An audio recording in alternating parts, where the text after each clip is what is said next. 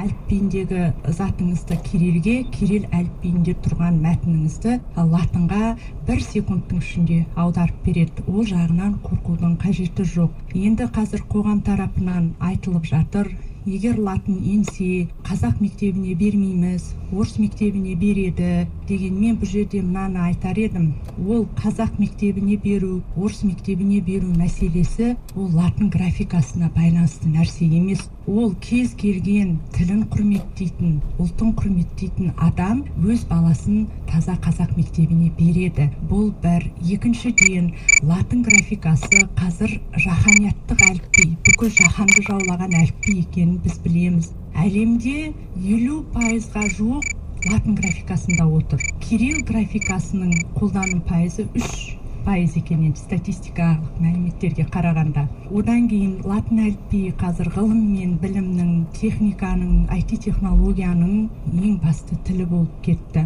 Сол үшін баланы әрбір ұлтым деген қазақ, әрбір тіліне жаны ашыған қазақ мектебіне беру керек. Керісінше қуану керек. Латын графикасында қазақша жазу емлесін баласы сауатты түрде меңгеріп шығады.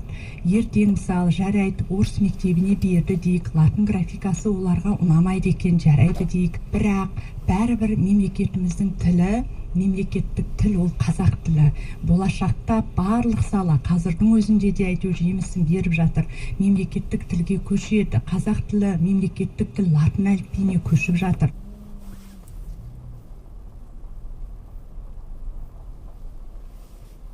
Әліпбиінде қазақша таралады, қазақша талап етіледі. Сол кезде орыс мектебін бітірген бала латын әліпбиінде қазақ тілінің емле ережелерін білмей тұрса, ол сауатсыз болады.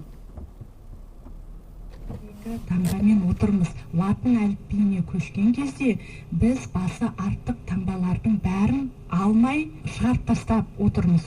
Сонда бала осы уақытқа дейін кирилл графикасында айтылып жазылып жүрген сөздер ұлттық латын әліпбиі негізінде басқаша төл емлеге бағынатын болады. Сонда ол бала вальс деген сөзді алайық. Онда мягкий знак дейміз ғой, жіңішкертік белгісі бар кирилл жазуында, иә. Енді бала латынша қазақ емлесімен оны қалай жазатынын білу үшін ол латын негізіндегі қазақ емле ережелерін толық меңгеру керек. Енді ол мемлекеттік қызметке кірді дейік, бір жас өрен. Сосын ол енді мемлекеттік тілдегі латын әліпбиінде жазылған документке жауап береді дейік. Ол сонда ананы вәлс деп жаза ма, вәліс деп жаза ма, соны білмей тұрса, бір қым-қуыт аяқ астынан документтер кетіп жатып, сол кезде ол ана сөз қалай жазылады деп отырып қалатындай, өзі қиналып қалатындай жағдайға тап болмау керек. Сондықтан ең бірінші ол мына латын әліпбиінен қорқып орыс мектебіне беру үрдісі ол ешқандай да әліпбиге байланысы жоқ деп айтар едім. Ол үшін әр адамның жүрегінде ұлтына, тіліне деген үлкен сезім мен құрмет қана шешеді ол мәселені. Президентіміздің өзі айтты ғой, латын әліпбиіне көшуге асықпау керек деп. Негізі әрбір істі асықпай мұқият жасағанда қателік жібермейміз, иә? Өзбекстанның өзін алып қарайықшы, біраз жылдан бері әліпбиін ауыстырып алып 2 рет тағы да жөндеді, иә? Сондай қателіктерге біз тап болмас үшін оның өзін бір мұқияттылықпен, ыждахаттылықпен жасауымыз керек. Ал сіздер бұл жолда қандай іс атқарып жатсыздар?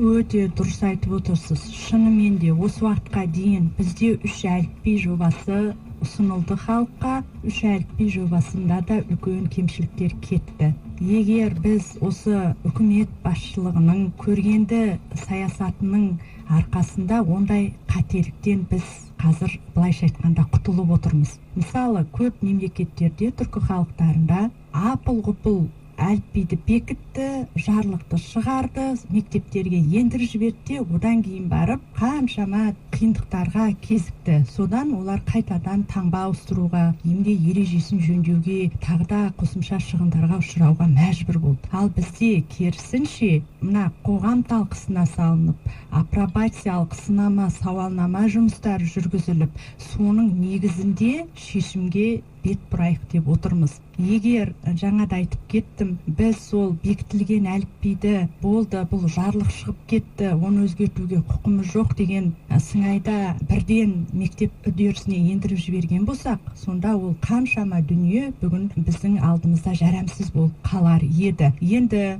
қазір мына орфографиялық топ мүшелерінің ішінде барлығы деп айта аламын. Өзі филология, лингвистика саласының өзі бірнеше салалардан тұрады ғой, грамматика, тіл тарихы, синтаксис деген сияқты. Міне осы орфографиялық топ мүшелерінің дені жазу теориясымен, жазу тарихымен айналысқан орфограф, фонетик ғалымдар отыр. Сол кісілер әр әріптің қазақ тілінің ұлттық ерекшелігін беру жүйесін мұқият тексеріп, оны мына IT технология мамандарымен бірлесе отырып, ақылдаса отырып шешіп жатыр. Сондықтан алдағы уақытта мына тіліміздің жүйесін дұрыс көрсететін, әсіресе тіліміздегі төл дыбыстарымыздың барлығына арналған дұрыс таңба болады әліпбидің құрамында. Бірақ мен мынаны айта кеткім келеді. Қашанда ол бір 100% идеал дүниені халыққа ұнау мүмкін емес. Идеал дүние тауып алып, ол ұсынылатын әліпби алдағы уақытта енді орфографиялық топ мүшелері дайындап отырған әліпби,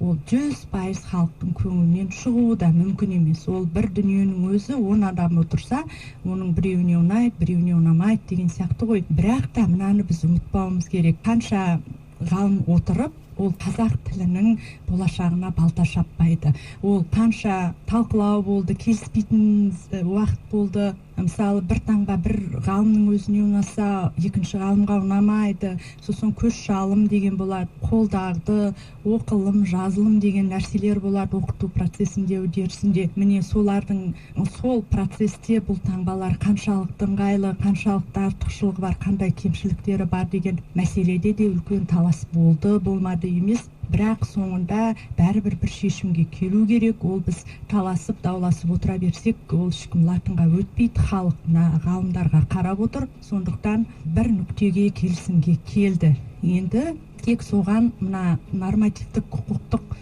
негізін бекіту керек. Оны былай ұсынып мақұлдап қойғанмен, ол жарлық арқылы ресми түрде беку керек. Сонда ғана ол біреуге ұнасын, ұнамасын, жаппай халық соған бағынып, сол арқылы ары қарай латынға көшу үрдісі жүретін болады. Мысалы, дамыған Түркияның өзінде осы әліпбиді ауыстырғанда кейбір әріптерді дұрыс таңбаламағаннан, емлені дұрыс жасамағаннан көп қиындықтар көріп отыр, қазіргі таңның өзінде. Латын әліпбиіне енгенге дейін түрік тілінде Қ деген әріп болған екен. Сол дұрыс таңбаланбағаннан қазіргі таңда Қ әріпі айтылмайды, жоғалып кеткен. Түріктердің қариялары Қ дыбысын айтса, қазіргі жастары ол дыбысты айтпайды, сондай бір келеңсіздіктер орын алған. Ал біздің осы латын әліпбиіне ауысатын тұста ешқандай ондай олқылық болмай ма? Дұрыс ақпарат айтып отырсыз. Біз Түркияға сапармен барған кезде түрік ғалымдары бізге бүйтіп айтты: біз жіберген қателікті қайталамаңыздар. Ол түріктер 28 жылы өтіп кетті ғой, енді одан бері қанша жылдық оның тарихы бар. Сонда ыңды, қыны бір таңбамен беріп жіберу үрдісі болған екен. Содан қазір 80 жасқа жеткен үлкен қариялар ыңқы деген дыбыстарды айта алады дейді, ал жастар енді ол дыбыстарды айта алмайды деген сияқты бір өздерінің ойларын айтқан болатын. Бұл мысалы біз қазір